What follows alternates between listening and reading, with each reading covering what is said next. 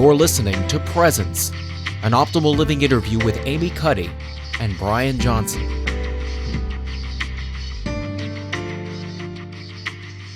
Hi, this is Brian. Welcome back to the Optimal Living interview series. Today I'm thrilled to be chatting with Amy Cuddy, one of the world's leading social psychologists whose TED Talk has been viewed something like 45 million times. She is a professor at Harvard Business School and the author of Presence, Bringing Your Boldest Self to Your Biggest Challenges. It's a phenomenal book, one of my favorite books of 2016, and I guess it was the end of 2015, but one of my favorite books, period. I've implemented a ton of the ideas in my own life, and I'm excited to chat about them today. Amy, thank you so much for taking the time. Thank you so much for having me. All right, well, let's start at the top. Presence, what is it? Well, I mean, it's many things to many different people, but I try to kind of take it off its pedestal.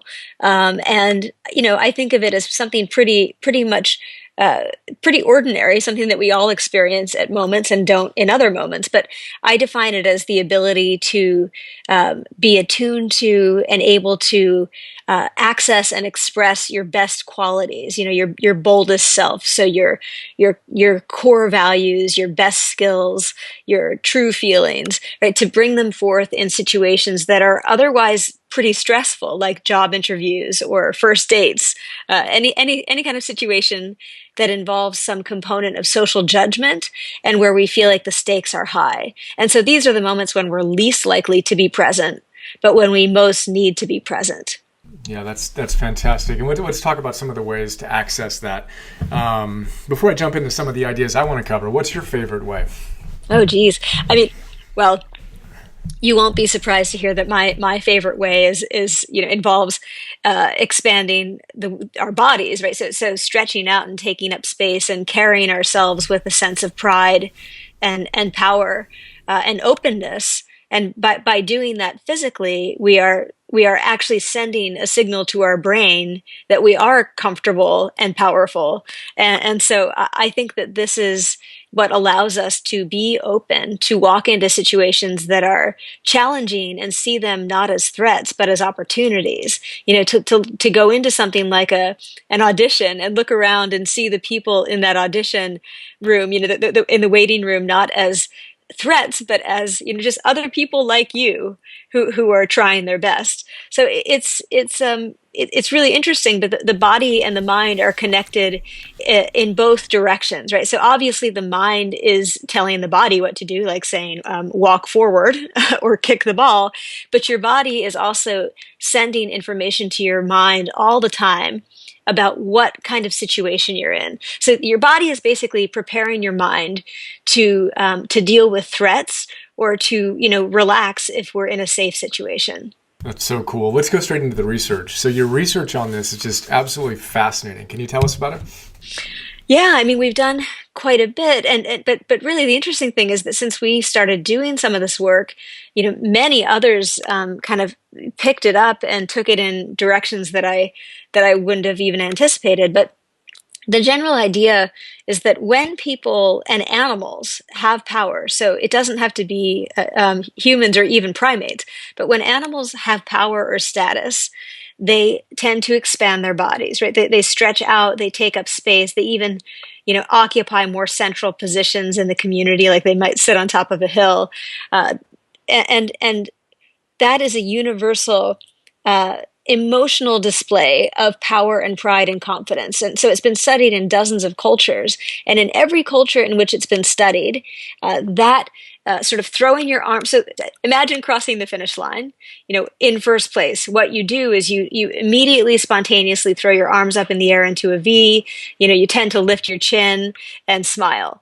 That is universal. That's what people do when they win all over the world. And if you show people pictures of other people doing that and say, what are they feeling? They'll say confidence or pride or power or something like that. So just as smiling and happiness are universally linked and hardwired, so too are power and expansiveness. So that's the sort of starting point. So if we know that smiling and happiness are linked, and that when we smile, it's not just an expression of happiness, but it also can cause happiness, which research has shown in the last couple of decades, then is it also possible that expanding our body isn't just an expression of power, but could also be a cause of feeling powerful? So that's what we really set out to answer. And we did the first couple of studies, just having people, once they got to the lab, they were randomly assigned to a high power or a low power condition. And all they were asked to do was to adopt a particular high power expansive pose or a low power contractive pose. And they held those postures for about 2 minutes.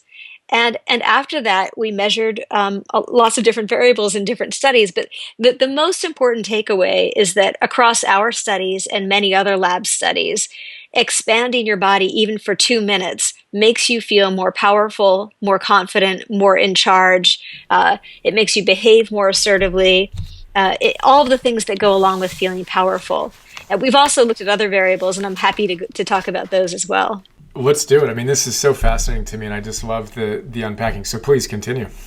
So we've looked at, for example, how do people perform in stressful job interviews when after they have power posed? And let me be clear, we have looked at the effects of power posing before a stressful situation. So I'm not telling you to stand like a superhero in the middle of a job interview. Like, that's not going to go over well, because you're not challenging people to a duel. You are trying to project confidence and comfort and interest in them as well. You're trying to connect with them, not compete with them. But when people do this before they go in, just as I said, the body is sort of preparing the mind. And so when you do that, you're preparing the mind to go into a challenging situation with confidence and power, to feel open and not threatened. And so what happens is that people perform better in these stressful job interviews after power posing for a few minutes. They end up being evaluated better overall by the judges, and the judges are more likely to want to hire them. And just note that the judges have no idea that there are these two conditions. All they're seeing are these videotaped interviews, and they're blind to the hypothesis and the conditions. But they like the high power posers better. They rate them better. And it turns out the thing that's different is that the high power posers are exhibiting more of what I call presence. They are being themselves. They are more authentic. They're more genuine. They're showing a kind of enthusiasm and confidence and even kind of warmth and openness. And that is what is mediating the relationship between, power posing before the job interview and getting the job offer after the job interview. So it's not that they're saying different things. They're saying the same things in a different way. And I would say that they're saying them with more presence, right? They're there. They're not threatened. They're telling you what they believe. All that is amazing. Let's step back for a moment. Describe for us a power posture, a power pose. So, I mean, it really, there's an infinite set of power poses, because, every body is different, and every, anything that's expansive really could be a power pose. But, there's some that are kind of classics, like the victory pose, having your arms up in a V and looking up. There is the superhero pose, where you stand with your hands on your hips and your feet apart, and you're kind of opening your shoulders. You're kind of holding them back and down, as opposed to forward and slouched. That's the one I now do before every interview and every thing that I do that requires that level. Yeah, I that's the one that I find the most comfortable. But you could, some people, one of the poses that we've used is the feet on the desk. So you're in your chair and you've got your feet propped up on your desk, and you're leaning back in your chair with your hands behind your head. So it's kind of like the, I don't know what you'd call it, the CEO pose or something.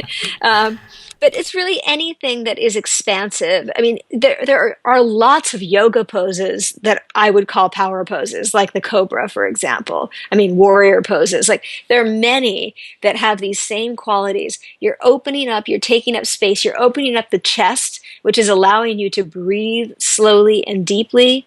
And that is part of what's happening. When we breathe slowly and deeply, we are signaling to our nervous system that we are in a rest and digest state, that we're not running from a predator, we're safe. And so, if you're all slouched and hunched over and your shoulders are collapsed, it's really hard to breathe slowly and deeply. You start to breathe in a more shallow way.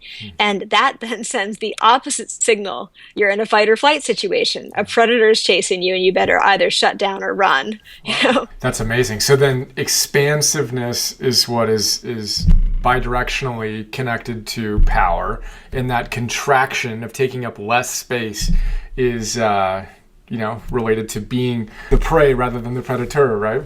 That's right. And that's exactly right. So we do feel like prey. And you really see this, kind of taking it out of the non-clinical population. I mean, people with post-traumatic stress show a lot of these signs of, contracting and closing up, because the idea is that trauma kind of lives in the body, even psychological trauma. And so when we feel traumatized, we act like timid, scared animals, and we wrap ourselves up. We start touching our faces, covering our mouths and our eyes. We make less eye contact. All of these are really powerless postures, and you see them in populations of people with post-traumatic stress. So combat veterans with PTS, or, women who've survived, violence or, domestic abuse, you see the same kinds of symptoms. And so embodied therapy is really yielding great outcomes for these populations. And this is very mainstream now. It's not, I think that 10, 20 years ago, it was like sort of this marginalized thing. But now mainstream therapists are using these body-based approaches to help people with post-traumatic stress, that are many of which are breathing-based. So you calm the nervous system, and the nervous system sort of gets out of that hypervigilant state. So really, I think that's, when you think about post-traumatic stress is kind of the most extreme form of psychological powerlessness. Right? So you feel extremely threatened, and you feel completely powerless to protect yourself, to get away. So, it's kind of interesting to see the parallels there.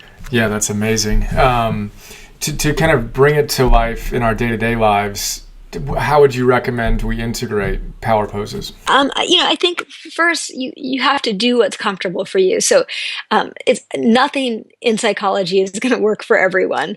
And I know that it would be great if there were some kind of panacea, but there's not. And so, although I hear from thousands of people who find ways to implement this and it works well for them, I always want to be careful about not over promising. The general idea is that, and then I'll get into the specifics, but how you carry your body is affecting how you carry out your interactions and your thoughts and feelings and how you see yourself in the world. But in practice, I'd recommend, if you find a power pose that you feel comfortable in, and you're about to go into something like a job interview, or even like a difficult conversation with someone you care about, or with your boss, or there's so many situations like this. Take some private time and space, and just stand in one of those postures for a minute or two and focus on your breathing, and just stretch out as much as you can. Take up as much space as you can, because your body, before going into that situation, is going to want to do the exact opposite. Don't allow it to do that.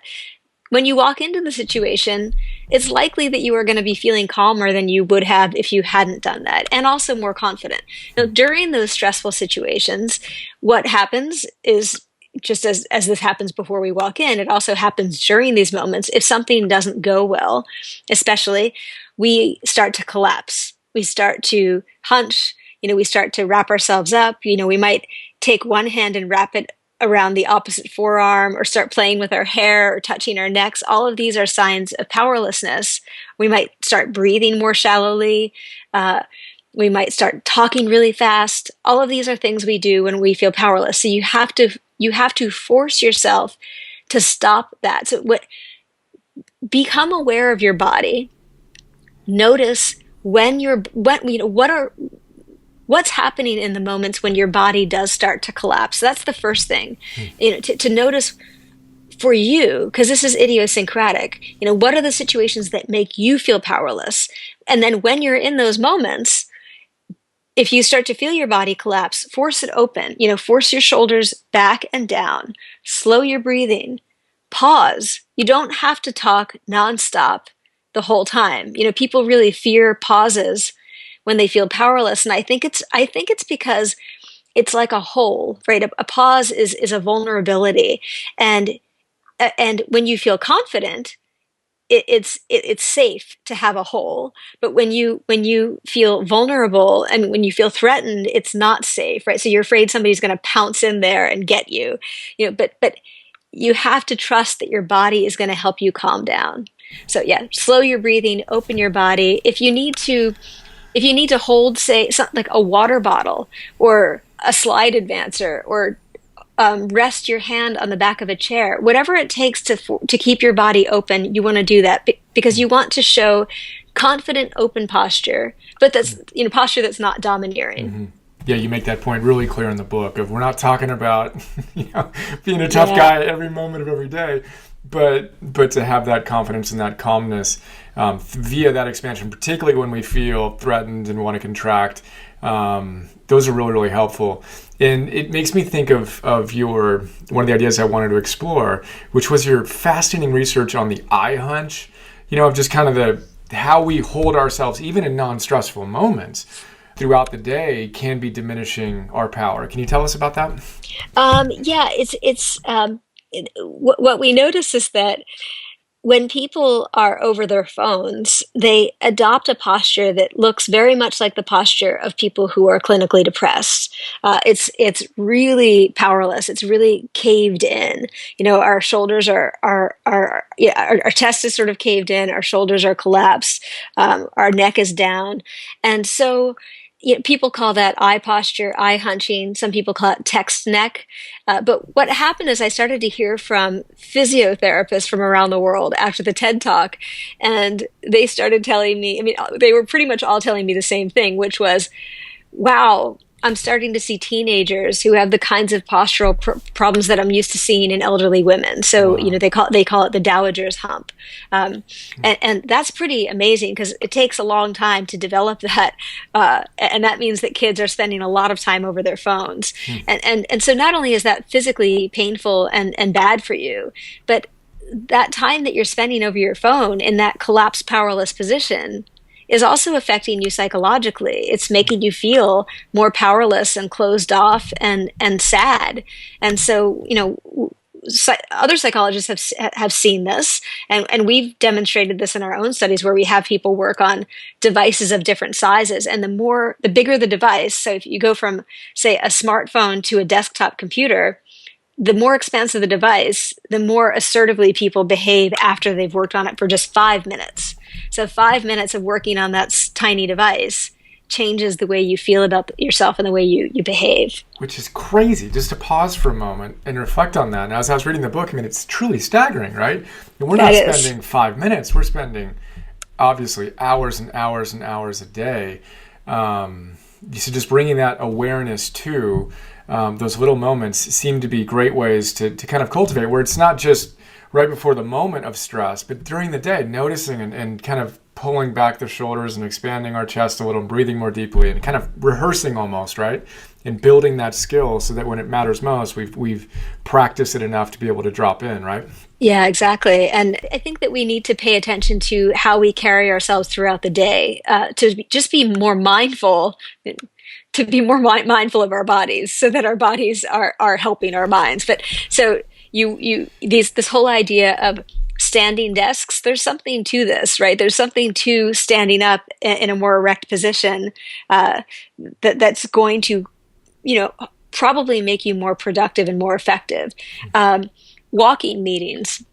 There's more and more evidence that when people have meetings with somebody else where they're walking, the quality of the meeting is better, right? They generate more ideas. They feel better after the meeting. It's just value creating. I think that when people walk, I think that I advise everyone to walk during a first date as well, because that's a very stressful situation. And we often sit across a table from each other, looking at each other Wow. still and kind of locked in and get super nervous. But if you're walking, through a city or something, you're moving, you can take long strides and swing your arms, and all of those things will make you feel better. Set up your workspace so that your mouse is not right under you, so that you have to reach for it. Set a reminder on your phone every hour that tells you to check your posture. Have your friends tell you when you're hunched over. You just want to pay attention throughout the day, because even when you're not actively participating, you are still sending information to your brain. So amazing. There are so many awesome ideas there. I'm standing right now, so I have a standing desk that I haven't integrated completely. I still need to sit to write for some reason. I'm kind of slowly conditioning that. Wait, can we just pause for a minute? Of Because course. this is really interesting. Yeah. So just yesterday, I was talking to somebody, and she was telling me that, wow, this is interesting. So she was telling me that she has a standing desk, and it works for everything except writing. She said, I have to sit while I write. And so we were starting to think about this, and this is my working hypothesis. Most of what we do is about responding to something that already exists. So even editing is different from writing, or maybe we're talking to somebody on the phone, and so we're responding to what they're doing. But writing is about generating something from scratch, and there seems to be something about that is harder to do when we're standing. I don't know why, but I'm starting to see a theme here. So really interesting that you said the same thing. Well, that gives me goosebumps, because I interviewed Tom Rath, who's with Gallup and Eat, Move, Sleep, and he wrote his entire book on a treadmill, walking treadmill. And I'm looking at mine next to my desk right now. I haven't upgraded to that as often as possible. And I was thinking about it too, and it's almost like it depletes a bit of the necessary working memory or something to kind of be doing. That's the time I want to be in my head and just reduce all, in the most positive sense, right? Reduce all distractions and kind of let it come through as you were describing. Whereas it's simple for me to be on the walking treadmill, saying thanks on social media, right? And doing things that don't require any real deep thought. Yeah. So that's fascinating. And I'm excited to see how that unfolds for you in your scientific. Yeah, that really makes sense. I mean, you are using energy, right, when you're doing those things, and writing for most of us requires a lot of energy, and your brain needs energy, right? So it's possible that it is somehow through blood flow better to be sitting when you're writing. Anyway, something to test That's later. Cool. That's really exciting. And then the other thing I want to highlight is, as you were saying, the first date. My first date with my wife was a hike. And so we went on a hike, and then it wound up being a 30-hour first date. PG-13, she likes me to qualify it as. But it was a hike, and we were out, we were having fun, and it was just an amazing, obviously, a wonderful date. And so just a funny personal highlight on that. Well, my first date with my husband, too, was a walking date. We actually met. He's Australian, I'm American. We met through his sister, and talked on email for a long time, and met for the first time in Paris. And we were both so nervous that we just walked, and we spent pretty much, a day just walking and talking. And it was so much better than sitting still. So we think that we had like a day long walking first date as well. That's so great. Oh, that's awesome. Yeah. Very sweet. Well, this is all so good, and there are obviously so many ideas we can talk about. I want to hit on a few more. Let's see where we want to go. I want to hear you describe I'm excited. I know that your colleague down the hallway. That's changed my life. I used to be a very always nervous and borderline anxious little guy when I was in kid growing up, and I've always had, really deep sensitivity. And I used to think something was wrong with me. Mm-hmm. And that simple phrase of I'm excited vis-a-vis something's wrong with you, right? Changed my life. So I'd love for you to describe that, which you described so beautifully and powerfully in the book. Yeah. Wait, sorry. Say the last part. Sorry. I got, as you were talking, I was thinking about a particular point that I wanted to make, and it's probably not what you want to. So can you just summarize that again? I'm sorry about that. No problem. Well, I'm happy to hear whatever you want to got describe. onto the sort of sensitivity thing. So sorry. Go ahead. If you want to pull that thread, that's awesome. But sorry. It was making. I think that I hate this idea that we tell our kids that they're too sensitive. I just think it's wrong. I think that Yeah. sensitivity is a good thing. It's a matter of, being sensitive is great, It's the right? story we tell ourselves about that sensitivity that either That's right. creates a sense of power and presence, right? That's right. I mean, I think Or, that sensitivity is a great skill, yeah, and what a rich world you live in if you're sensitive, and yeah. you're so much better at being able to connect with others and understand them.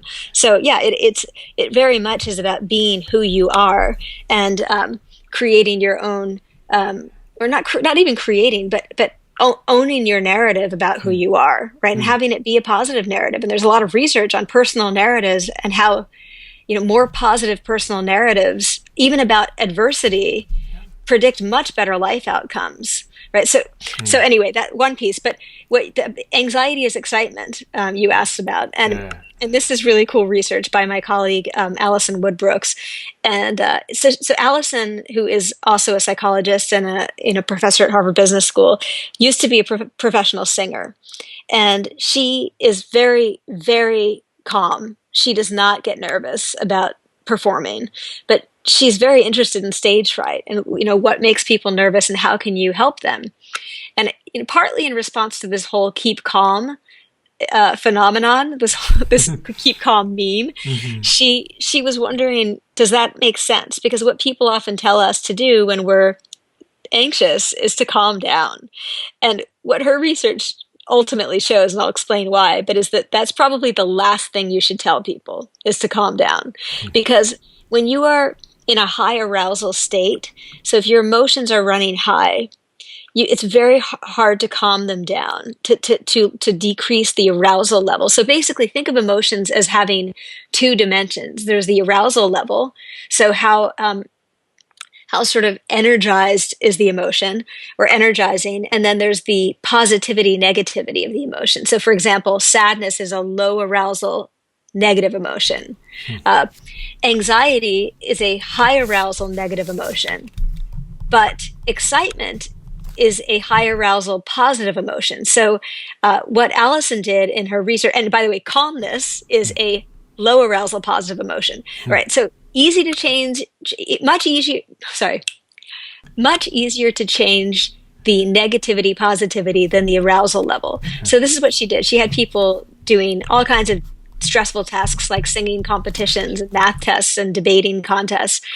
And she had them, before they began, say to themselves one of three things: I am anxious, I am excited, or I am calm. She did various versions of this, but what she found ultimately was that the people who performed the best were the ones who told themselves, I am excited. So they reframed their anxiety as a high arousal, positive emotion. By telling themselves that they're calm, it was impossible. It makes it makes your anxiety even more salient to you. It makes it worse. So reframe your anxiety as excitement. So good. With the simple phrase, I'm excited.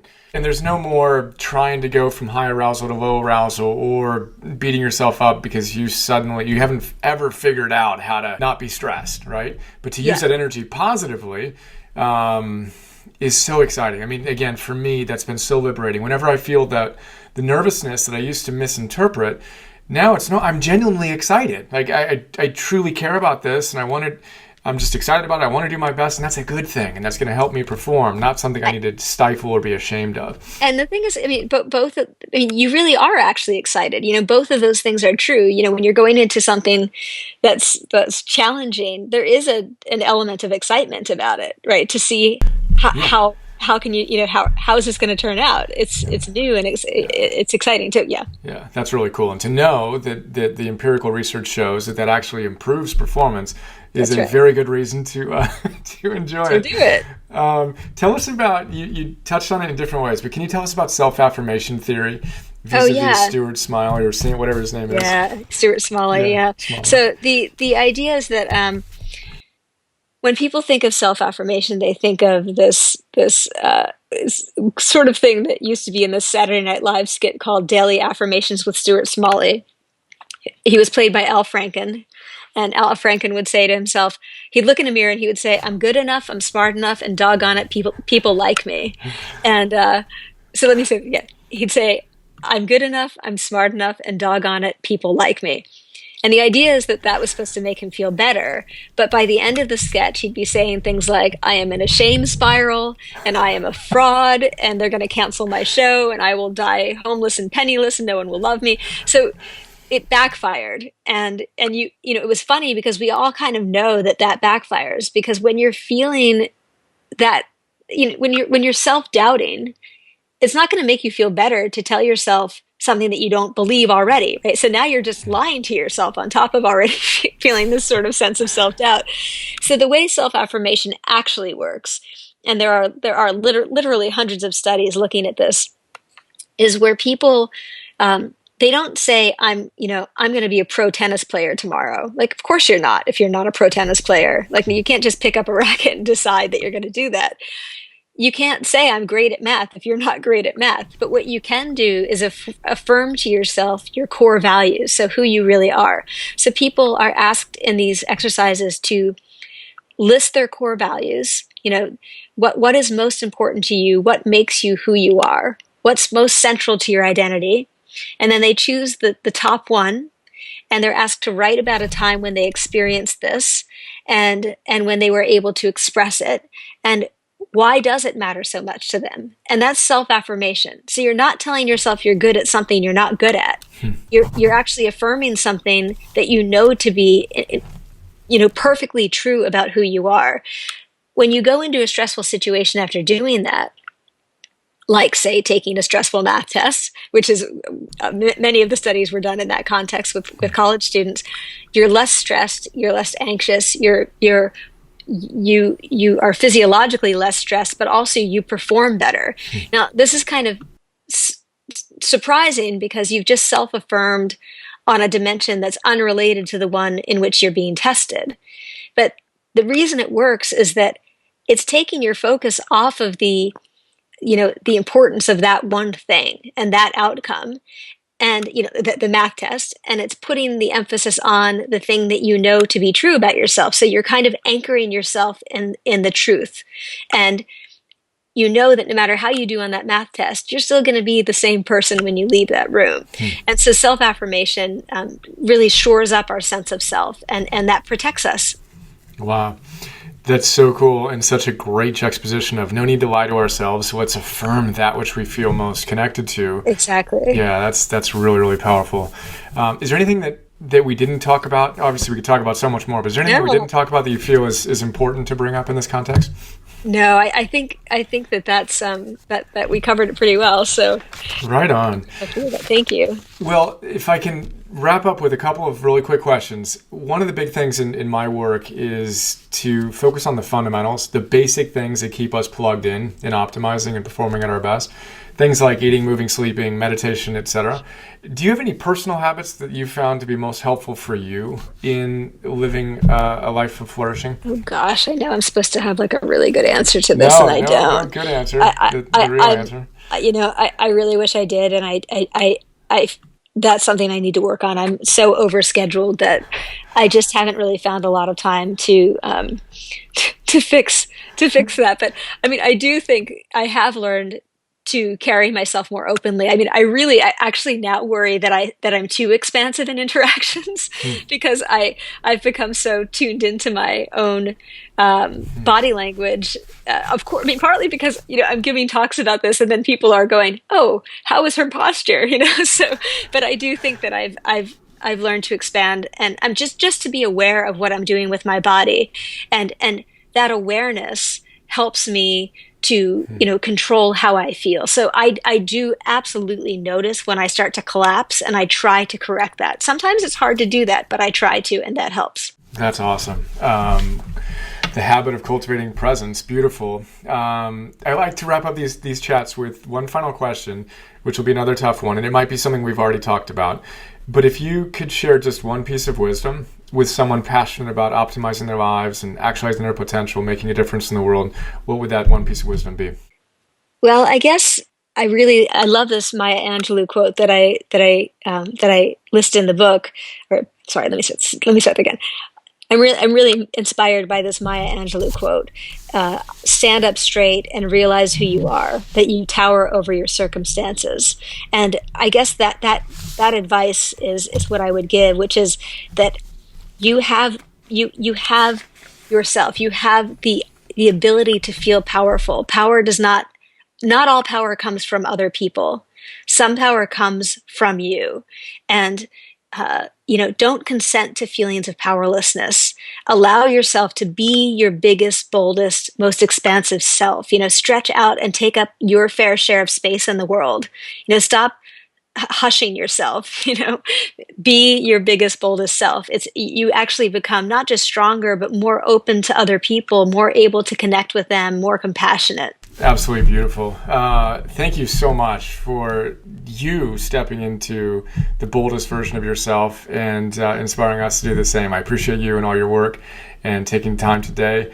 If you haven't watched Amy's TED Talk yet, you're one of the few people in the world who hasn't. Check it out. And Amy, where can they learn more about you and your work? Well, I mean, amycuddy.com, but really, honestly, I'm more active on my Facebook fan page, which you can find pretty easily, and on Twitter and on LinkedIn. But do check out the book, which is called Presence: Bringing Your Boldest Self to Your Biggest Challenges, and you should be able to find that just about anywhere. Yeah.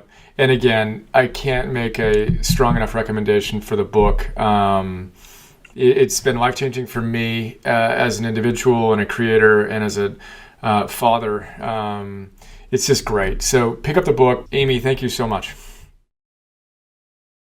Hi, this is Brian. A lot of people don't know all the stuff I do beyond these free videos I share on YouTube, so I thought I'd do a quick video to give you an overview of our membership program that you can get access to and get a ton of other stuff. So here's a quick look. $10 a month, join the Optimal Living membership program. You get instant access to 250 philosopher's notes on some of the best optimal living books out there. Old school classics, positive psychology, modern stuff, mindfulness, peak performance, purpose, neuroscience, wealth, etc. And what you may not know is that in addition to the PNTV episodes, I create PDFs on all of these great books. So 6-page PDFs. Let's take a look at one of them. Joseph Campbell.